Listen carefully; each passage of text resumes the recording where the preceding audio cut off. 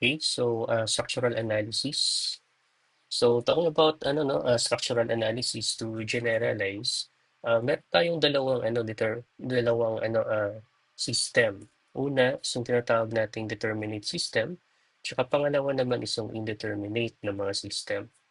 For determinate system, meaning nito, enough yung mga equilibrium equations para ma-solve yung mga reactions. Kasi once na may ma-solve na kami ng mga reactions, ma-sketch nyo yung shear tsaka moment, bending moment na diagram para ma-determine yung mga critical na moment na gagamitin ninyo para sa inyong structural design. And talking about determinate system, we are familiar with di ba? Simply supported beams, yung mga simply supported with overhang, tsaka yung cantilever. So sabi ko kanina, enough yung static equilibrium of forces, yung summation of moments, summation of forces along X at Y para masolve yung mga reactions. Then pangalawa, we can sketch directly yung shear and moment diagrams, specifically yung area method tsaka yung section method. And we can also make use din of design aids if you want to bypass yung shear and moment diagrams. Pero syempre, yung nire-recommend ko talaga dito, since you are still in the undergrad na level, you have to master talaga yung shear and moment diagrams kasi lumalabas to sa board examination.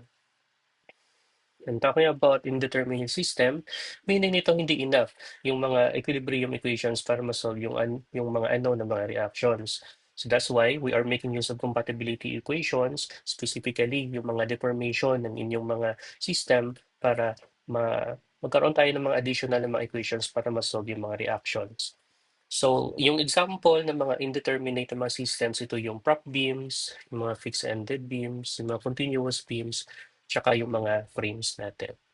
So, yung mga methods nito from your theory of structures, yung mga classical method, if you can still remember, di ba, uh, yung moment distribution method, yung double integration method, yung moment area method, tsaka iba pang mga classical methods.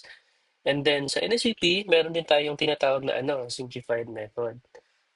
Specifically, ito yung tinatawag na NSCP or yung mga ACI na shear and moment ng mga coefficients. Pero syempre, although inaalaw tayo ng NSCP na gagamit ng simplified method, pero meron itong mga criteria para magamit ito. So such cases na hindi pasok yung pag-evaluate ninyo doon sa mga criteria, meaning hindi nyo magagamit yung simplified method. So that's why we are making use of yung tinatawag nating matrix na analysis sa mga softwares para kung masyadong na complex yung mga system, structural system, is yung computer na talaga yung nagsosolve. And also, we can make use din of yung mga design aids para mapa-fast track yung pag-design natin ng mga structural elements. So ito yung example ng mga design aids. So as you can see here in this figure, so dito na, nasama rin sa dito yung mga maximum moment saka yung mga shear. So in short, you don't need na to manually calculate it. Kasi makakatulong to if you are going to pursue your career as structural engineers later on. So ito naman yung simplified method. So nakalagay dito, it shall be permitted to calculate yung MU, yung VU, ito yung mga factor na bending moment tsaka factor na na shear forces due to gravity loads in accordance with this section for continuous beams and one-way slabs. So meaning, pwede daw natin itong magamit sa mga continuous beams tsaka one-way slabs. Pero meron itong limang criteria na dapat mo satisfy. So una, members are prismatic. So meaning nito, yung cross-section ng inyong beam is uniform siya all throughout. Letter B, loads are uniformly distributed. So meaning, dapat yung mga loading natin is uniformly distributed. So such cases na yung mga continuous spins ninyo meron ng mga concentrated na na mga forces, meaning hindi na natin magagamit itong simplified na method. Pangatlo, yung live load natin dapat less than siya or equivalent sa 3 times ng ating dead load. Pangapat, there are at least 2 spans. So dapat at least two span siya. So kung one span lang yung inyong system, meaning hindi nyo ito magagamit. Letter E, the longer of two adjacent spans does not exceed the shorter by more than 20%.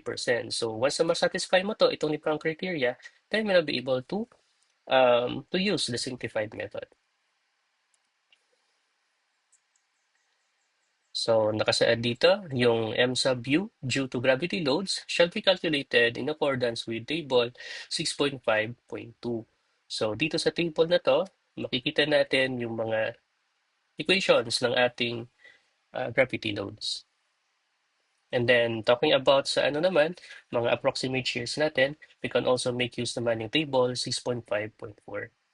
So, to illustrate yung mga uh, equations approximate equations ng inyong moments, considering itong mga conditions na to, we have here a figure para ma-visualize ninyo, tsaka magamit ninyo directly yung mga equations ng approximate ng mga moments at approximate ng mga shears. So ito, for figure 2-3, ito yung mga positive moments daw natin for all cases. And then for figure 2-4 naman, ito naman yung mga negative moments natin for beams and slabs. And then we have also here yung mga negative moments natin. Such cases na yung slabs natin, yung span length niya is less than 10 feet. So yung 10 feet, that is approximately 3 meters. So such cases na yung mga slabs natin is continuous slab is less than siya sa 3 meters, we can make use of these approximate na mga bending moment equations para ma-determine yung critical ninyo na factored moment.